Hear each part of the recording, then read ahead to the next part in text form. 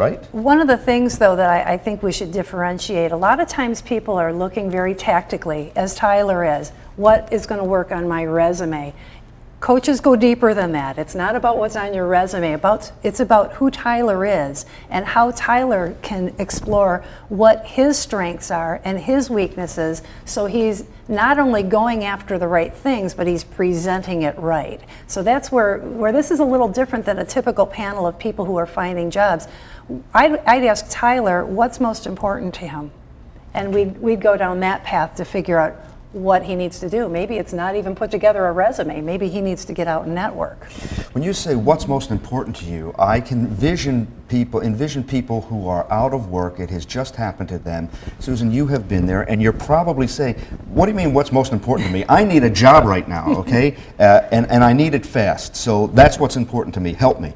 You can't do it from that plane, can you? Well, I was going to say, one of the first things I did when I was displaced was call Therese, I think within hours of getting my news. And Therese gave me some very valuable information. She said, take a week, decompress, get yourself on a level emotional plane, and then let's talk about it from there. And that was valuable advice. You know, being displaced is a horribly emotional situation, and you can't immediately make your plan or update your resume or do any of those things that you're going to need from that point of view. So the first thing is sort of digest what happened, decide where you're going to go, and then move forward. And what a coach does, and I'll use Sue as an example, she's an action-oriented, results-oriented person, and that is her strength. It was not her strength at that time. She needed to stop. She needed to stop and assess when her natural tendency is to just hit the ground running. So that's what a coach does. That must have been very difficult for you to do that.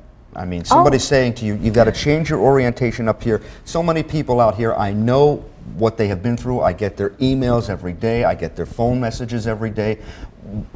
They're there right now.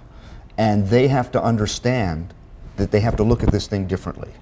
Especially in this environment. It's a whole different ballgame, and that's why resources like a coach or networking or all those things that you didn't need in the past are so important in this time.